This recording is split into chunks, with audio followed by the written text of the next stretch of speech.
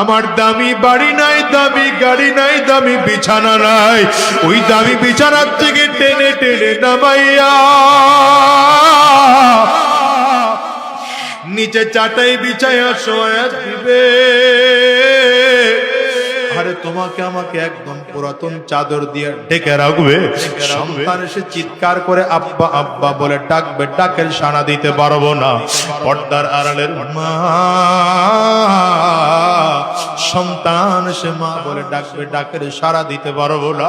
ওই কলিজার টুকরা সন্তান ওখানে বসে চিল্লায় আর বলে আব্বু জবান খোলো, জবান খুলে না।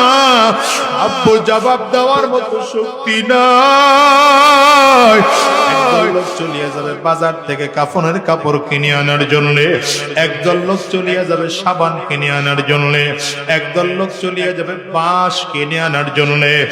বাজার থেকে বাঁশ কাটিয়া আরে কাঁচা বাঁশগুলো দিয়া কবরের মধ্যে সুন্দর করে কবর খনন করিয়া তোমাকে আমাকে বাগানের কিনারা নিয়ে গোসল করায় 300 কাপড় দিয়ে প্যাকেট করবে।